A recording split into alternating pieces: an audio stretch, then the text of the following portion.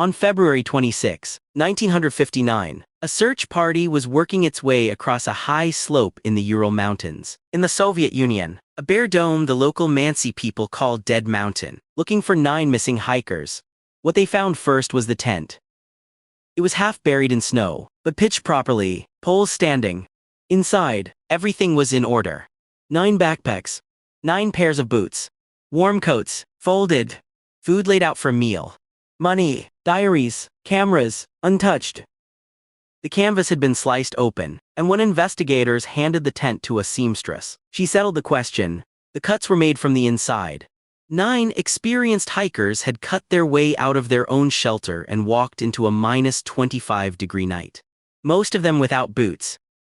The footprints ran downhill. 8 or 9 sets, in socks and bare feet, walking side by side, orderly. Not running. Nothing chasing them. The fresh snow held no other tracks at all. The prints led 1.5 kilometers down to the forest edge, and there, under a tall cedar, lay the first 2 men, beside the remains of a small fire, in their underwear. The cedar's branches were snapped off 5 meters up, and there was skin from human hands on the bark. Someone had climbed, barefoot, in the dark, to tear off firewood.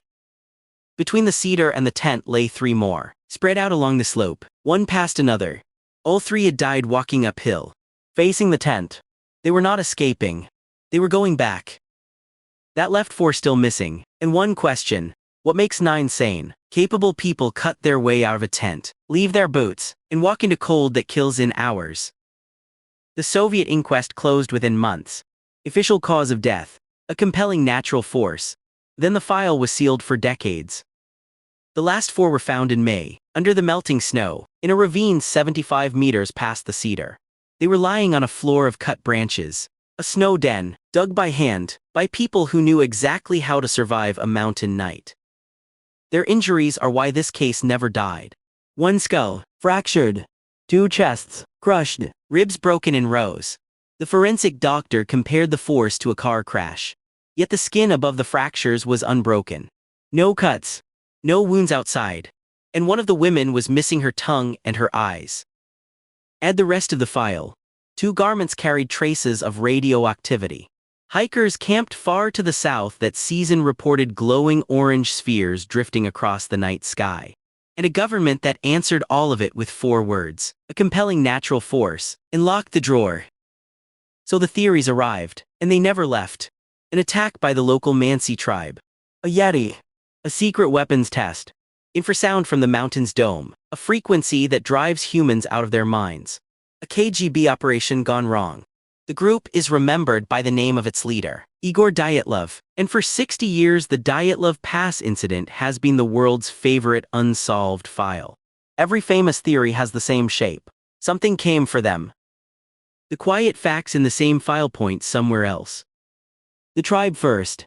The Mansi knew these mountains better than anyone and had no history of violence toward outsiders. More to the point, the snow recorded 9 sets of footprints and not 1 more. An attacker who leaves no tracks in fresh snow is not an attacker. The Yeti has the same problem, everywhere, forever. The weapons test. When Soviet archives opened, researchers found no test range on that mountain. No debris, no crater, no burn.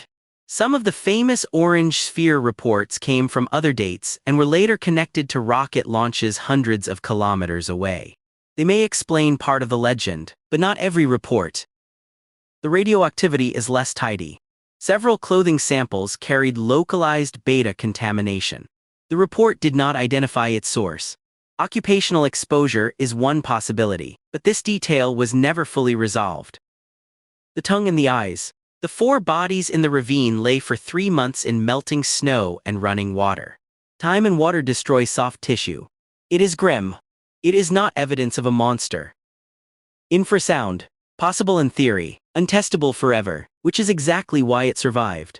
A theory that can't be checked can't be killed. Which leaves the boring answer: the avalanche.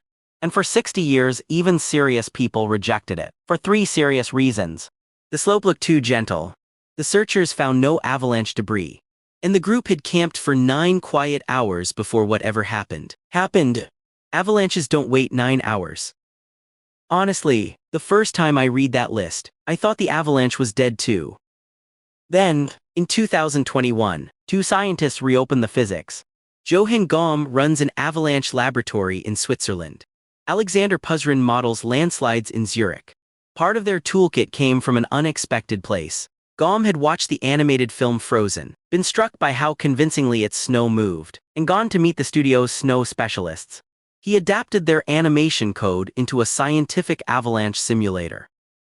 First finding: the slope was never gentle.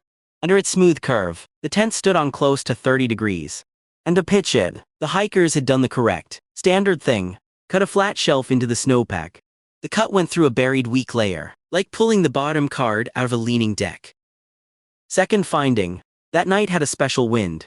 Katabatic wind, cold heavy air pouring down the dome, was quietly shoveling snow onto the slope above the tent, hour after hour. Their equations put the failure point 9 to 13 hours after the cut.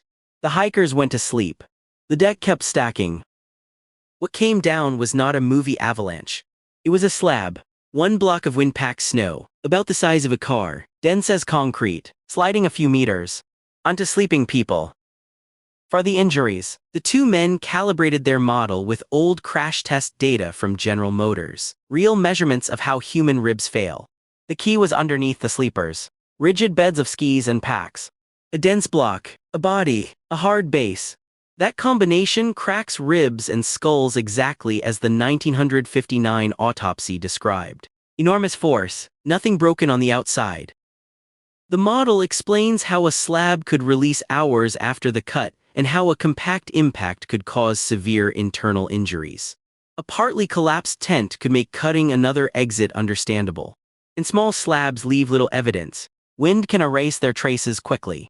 Later expeditions documented fresh slab avalanches on nearby eastern slopes, less than 3 kilometers away, under similar winter conditions. One small slide was almost hidden by wind-blown snow within an hour. Here is where I stand. The two scientists refused to say solved, and they are right too. Nobody filmed that night. The case will never be certain.